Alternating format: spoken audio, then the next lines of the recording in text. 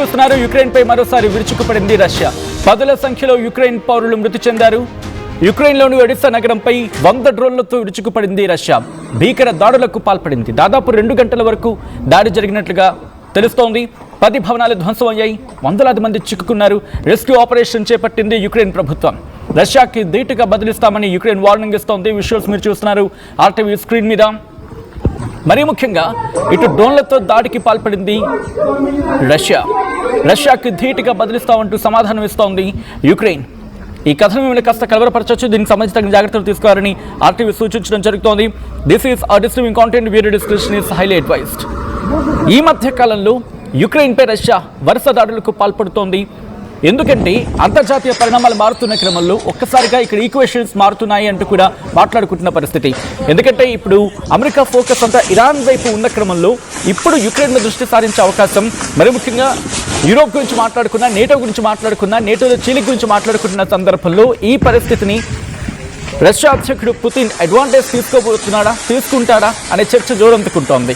ఎక్కడా కూడా రష్యా మాట్లాడట్లేదు.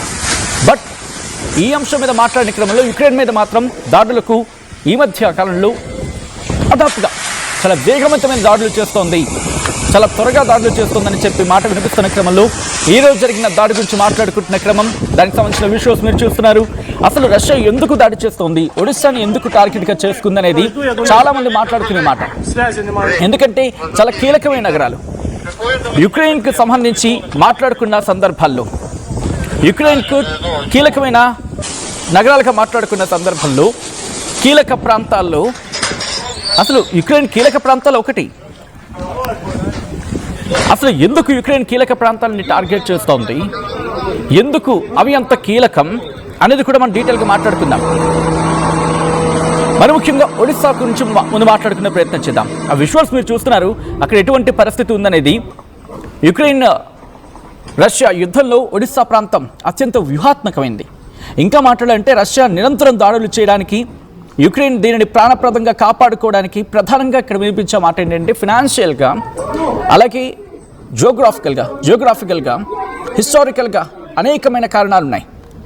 అయితే తాజాగా డ్రోన్ దాడి జరిపింది. ఆ డ్రోన్ దాడులు మీరు చూడొచ్చు. అక్కడ ఇల్లు ధ్వంసం అయిపోయాయి, అక్కడ విద్యుత్ సరఫరా నిలిచిపోయింది, పూర్తి స్థాయిలో ఇల్లు నేల కూలిపోయాయి. అక్కడ యుక్రెయిన్కి సంబంధించిన రక్షణ వ్యవస్థ ఎమర్జెన్సీ టీం అక్కడికి చేరుకుని అక్కడ రెస్క్యూ ఆపరేషన్స్ని కొనసాగిస్తోంది. అసలు ఎందుకు రష్యా ఇక్కడ టార్గెట్ చేస్తుందంటే, ఒడిశాను ఎందుకు టార్గెట్ చేసుకుందంటే యుక్రెయిన్ ఎక్స్పోర్ట్స్లో మరి ముఖ్యంగా మాట్లాడుకుంటే గోధుమలు కావచ్చు, మొక్కజొన్న కావచ్చు, ఇవన్నీ దాదాపుగా 65%, 65% ఒడిశా రేవుల నుంచి వెళ్తూ ఉంటాయి. ఈ రేవులను కనుక నిర్వీర్యం చేస్తే యుక్రెయిన్ ఆర్థిక మూలాలు దెబ్బపడే అవకాశం ఉంటుంది అని చెప్పి యుక్రెయిన్ని టార్గెట్ చేసుకుంటూ ఒడిశాను టార్గెట్ చేసుకుంటుంది. చూడొచ్చు, చిన్న చిన్న పిల్లలందరినీ కూడా అక్కడి నుంచి తరలిస్తున్న సందర్భం మీరు చూస్తే భారీ యంత్రాలు అక్కడికి చేరుకున్నాయి. పెద్దవాళ్ళని అక్కడి నుంచి బయటికి తరలిస్తున్న విజువల్స్ మీరు చూడొచ్చు. ఇళ్లలో చిక్కుకున్న వారిని ఒక్కసారిగా మాట్లాడుకునే ప్రయత్నం చేస్తే, ఒక 2 దేశాల మధ్య యుద్ధం జరిగితే, యుద్ధ వాతావరణం ఉంటే అక్కడ ఎటువంటి పరిస్థితులు ఉంటాయి? బలైపోయేది మాత్రం సాధారణ పౌరులే, సామాన్య ప్రజలే. ఆ దేశ ప్రజలు ఎంత ఇబ్బంది పడుతున్నారు ఇప్పుడు. అట్ ద సేమ్ టైం ఒడిశాను స్వాధీనం చేసుకుంటే యుక్రెయిన్కు బ్లాక్ సీతో సంబంధాలు పూర్తిగా తెగిపోతాయా? ఇదే బిగ్గెస్ట్ క్వశ్చన్ మార్క్. ఎందుకంటే ఒడిశా అంత కీలకమైన ప్రాంతం వాళ్ళకి. ఒక విధంగా చెప్పంటే ల్యాండ్ లాక్డ్గా మారిపోతారు అనే మాట వినిపిస్తుంటుంది. దాంతోపాటు మరి ముఖ్యంగా రష్యా మద్దతు గురించి మాట్లాడుకున్న సందర్భంలో మోల్దావాలోని అక్కడ ఒక ప్రాంతం ఉంటుంది, ట్రాన్స్నిస్ట్రియా అని చెప్పి అది భూ మార్గం ఏర్పాటు చేసుకోవడానికి ఒడిశా మీద గెలుపు రష్యాకు అవసరం. ఇక్కడ మాట్లాడుకున్న సందర్భంలో, ఎందుకంటే ఒడిశా గురించి ఎందుకు మాట్లాడుకుంటున్నారంటే అది లైఫ్ లైన్, యుక్రెయిన్కి లైఫ్ లైన్. ఆ లైఫ్ లైన్ కనుక దెబ్బతీస్తే, యుక్రెయిన్ కనుక తన కీలకమైన స్థావరాన్ని కోల్పోతే అప్పుడు రష్యాకు కలిసి వచ్చే అంశం. మరి ముఖ్యంగా ప్రపంచ ఆహార భద్రతకు భాండాకరంగా మాట్లాడుకుంటుంటారు యుక్రెయిన్ను. ఒడిశా పోర్టులు పనిచేయకపోతే ప్రపంచవ్యాప్తంగా ఆహార కొరత ఏర్పడుతుందనేది వినిపించే మాట. అఫ్కోర్స్ అంటే మనకు సంబంధించి కాదు, మనకి సంబంధించి కాదు, ఎందుకంటే మన దగ్గర ఆ పంటలు ఉన్నాయి. భారతదేశం మీద ఇంపాక్ట్ చూపించకపోవచ్చు, భారతదేశం మీద అంత ఇంపాక్ట్ ఉండదు, ఎందుకంటే మన దగ్గర ఉన్నవి మనకి నేచర్ క్రియేట్ చేసిన వండర్స్ ఇది ఒకటి అని చెప్పుకోవాలి. మనకైతే ఇబ్బంది ఉండదు ఆహారానికి అంత వేగంగా, తిండి గింజలకైతే ఇబ్బంది ఉండదు అంతగా. కానీ ప్రపంచానికి మాత్రం ఇది ముప్పై. ఎప్పుడైతే ఇక్కడ యుక్రెయిన్ ఆగిపోయిందో మన దగ్గర నుంచి కొనడం ప్రారంభించారు, అటువంటి సినారియో. దాంతోపాటు నౌకాదళం, నేవీ, యుక్రెయిన్ నేవీ ఒడిస్సా కీలక ప్రాంతం. అక్కడ యుక్రెయిన్ నేవీకి రష్యా 2014లో క్రైమియాను ఆక్రమించుకున్న తర్వాత యుక్రెయిన్ తన నేవీ కార్యకలాపాలన్నింటినీ కూడా ఎక్కడి నుంచి నిర్వహిస్తుంది. సో క్రైమియా విషయంలో మనం మాట్లాడుకుంటూ ఉంటాం. దాంతోపాటు ఇంధన మౌలిక సదుపాయాల గురించి మాట్లాడుకోవాలి. ఇక్కడ భారీ ఆయిల్ టెర్మినల్స్ ఉంటాయి, గ్యాస్ పైప్ లైన్స్ ఉంటాయి.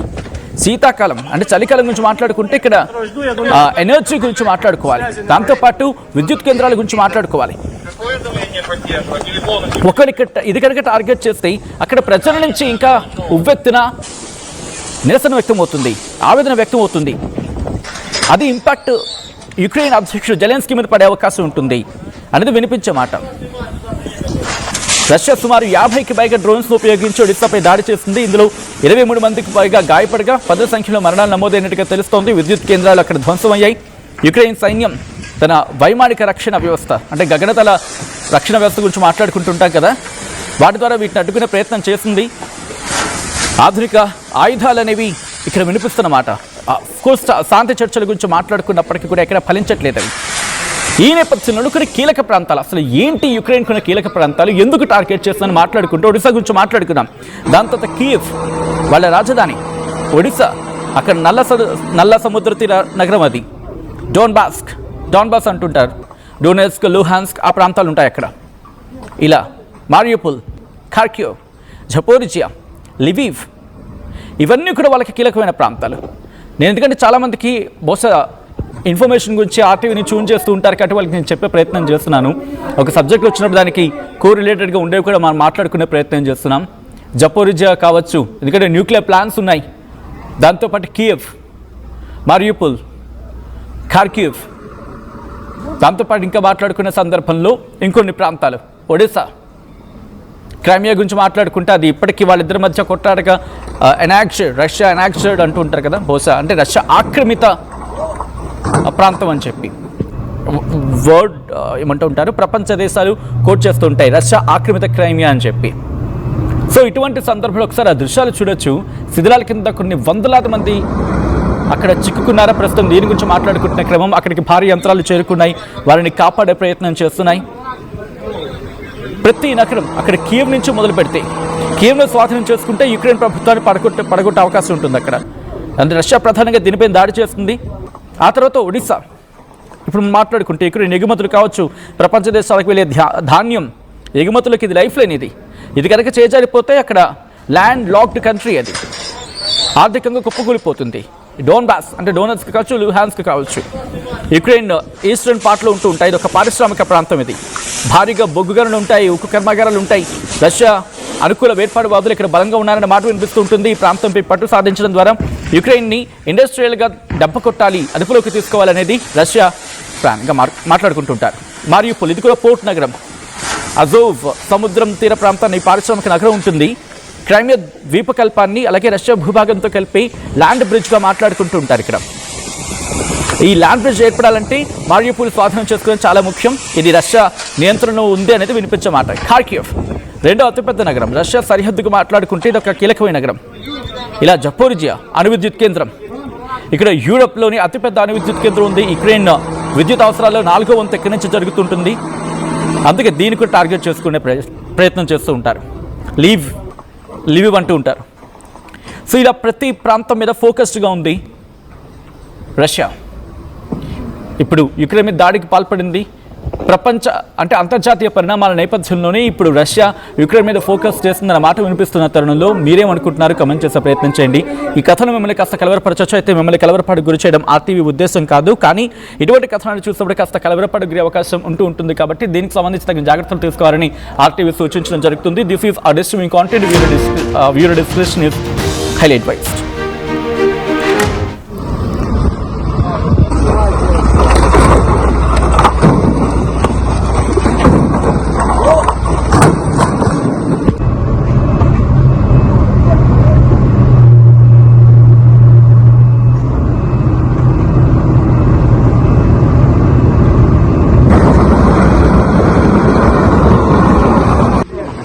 Дочка!